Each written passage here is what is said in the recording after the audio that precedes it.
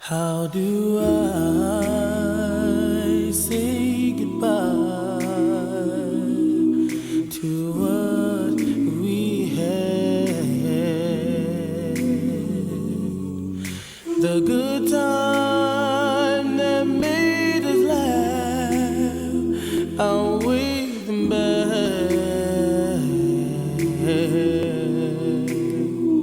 I thought we'd get to see forever, but forever's gone away. It's so hard to say goodbye to yesterday.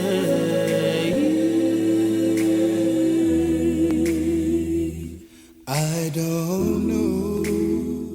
The year was 1963, when 158 proud students made local history by becoming the first graduating class of the newly George Washington Carver High School in Columbus, Georgia. However, this school's building wasn't new to the community. As a matter of fact, this facility served as the junior high school for blacks who lived in the East Winton and other outlying communities of Columbus, Georgia. I was a part of the faculty that left Claflin Elementary School with Mr. S.P. Charleston, who was the principal, and he was designated by the superintendent of education to go and establish the first black junior high school in Columbus, Georgia. And the year that was the year of 1953. I went to work with Mr. Charleston in 1951, worked with him in 1951, 52, 52, 53. And in 1953, we went down to what was the old Spencer High School to establish the first black junior high school in Muskogee County. We stayed there just 1 year, and we went over to Carver High School to establish what would have been the second black high school. That decision was made by Dr. Shaw, who was the superintendent of education, along with the board of education. I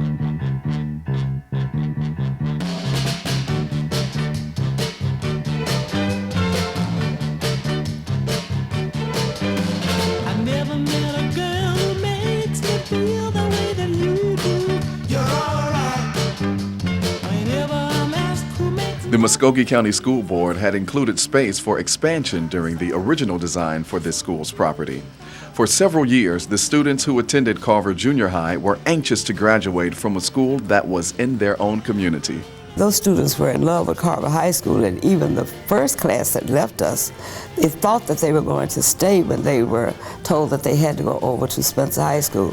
There were several additions that needed to be in place before the ideal of a new senior high school would materialize. There had to be more classrooms added, a gymnasium, a cafeteria, a library, and of course, more faculties needed to be added on.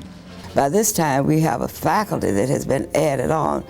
I believe it was 14 of us who exited into that particular, or it came into that building, exited out of the junior high school, and came from Claflin to Marshall, and from Marshall, which is, that time was Spencer Junior, and Spencer Junior up to Carver High School. There were 14 of us.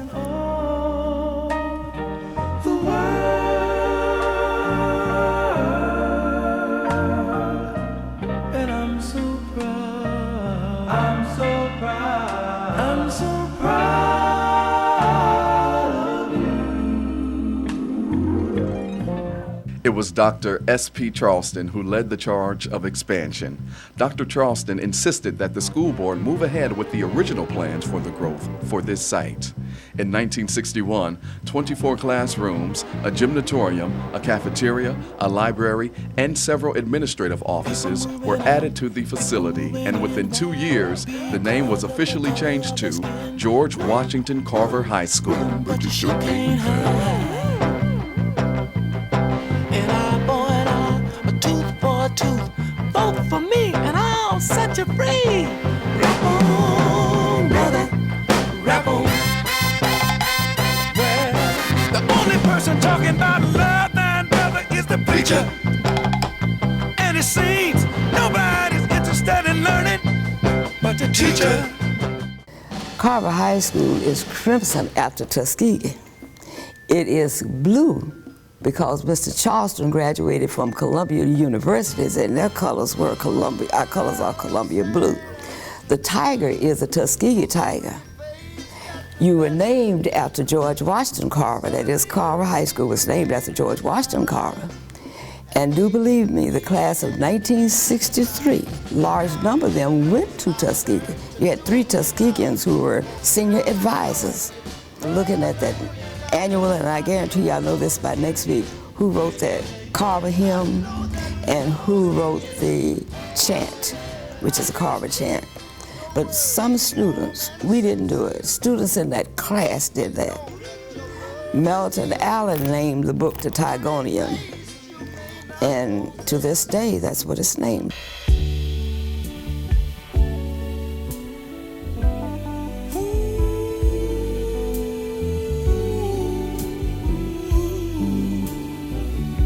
East Winton was a striving community. There were several neighborhood businesses, churches, and homes built during that time. Now with this new high school added to their community, there grew a new sense of achievement and cooperation that existed between the students, parents, and school faculties. This cooperation is referred to by some to this day as the Carver Spirit.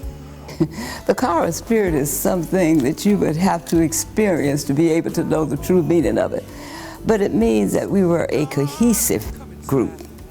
You would not have wanted to see a better link than Carver High School's teachers, its parents, its students, and it was unbelievable as to what we thought we could achieve. And I'm so grateful today to have been a part of that success. And when I say that, I'm thinking about teachers who joined us and came to Carver High School as teachers.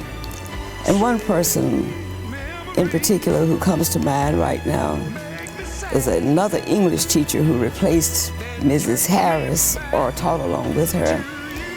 And that was Thelma Robinson. And Thelma Robinson was an English teacher and later taught seniors. But all of us were strict disciplinarians who taught our students to believe that they could achieve, and achieve they did. We provided them with the kind of character-building clubs at Carver that would allow them to grow and to enrich their minds as well as their social lives. But Carver High School still has a spirit that's unbelievable. I don't think that you could meet a Carver High School student who would not say to you, yes, we can, and yes, we will. Under Dr. Charleston's leadership, Carver's growth had just begun. By 1967, the school had added a new auditorium, facilities for a new music department, ROTC department, a new larger library, an athletic department, and 7 additional classrooms. Mr. Charleston retired as principal in 1970. His devotion to the intellectual, cultural growth of Carver's students has made him an important figure in the history of Carver High School. He was a no-nonsense principal who expected us to be able to control our classrooms.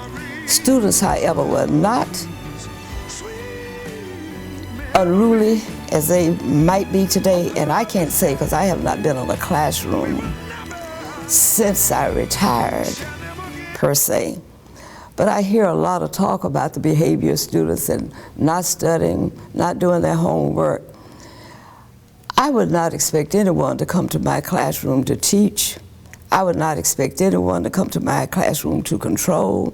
But I think that there should be a relationship built between teachers and students where they respect each other and are willing to do what they need to do in order to be able to excel. The growth that Dr. Charleston had initiated didn't stop after his departure. Mr. Henry L. Vernon took over the helm as principal of this striving high school, and he knew that he had a mighty pair of shoes to fill. Well, first of all, I want to commend the principal at Carver High School. We've had some good principals, and I couldn't name them all, but I can remember Harry Vernon over there. I know now that you have an outstanding young man over at Carver High School, and I just know that he's very talented and very bright, and I know that Carver High School can excel under that kind of leadership. So I think working together parents, students, and teachers. They hold the key to what can be a highly successful educational endeavor. I understand exactly what was taking place here when my mother was here under Mr. Vernon, which was a focus on the kids first, and then, focus on your own individual needs. But as long as you keep your mindset on the students first, then anything that you ask those students to do, anything that you ask them to accomplish, they will accomplish.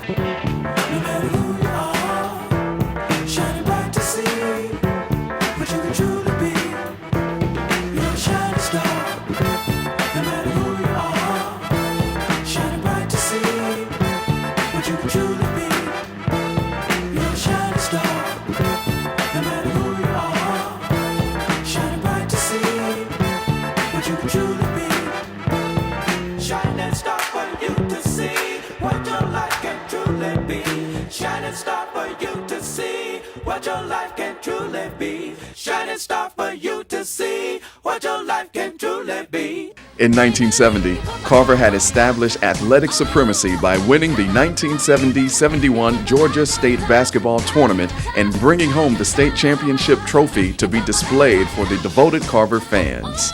Mr. Vernon worked diligently to instill a real commitment to education in all the students under his tutelage. Mr. Vernon was responsible for instituting the Integrated Math, Science, Technology Magnet Program. The Integrated Math, Science, Technology Magnet Program here at George Washington Carver High School is an exemplary program. It's a program designed for students with a strong interest in math and science with the emphasis on technology. We are housed in a state-of-the-art facility. Students in our program go on and excel and go to Ivy League schools, military academies, and other outstanding colleges around the country. After merging with Baker High School, Carver students could also brag about being the largest high school by population in Muskogee County.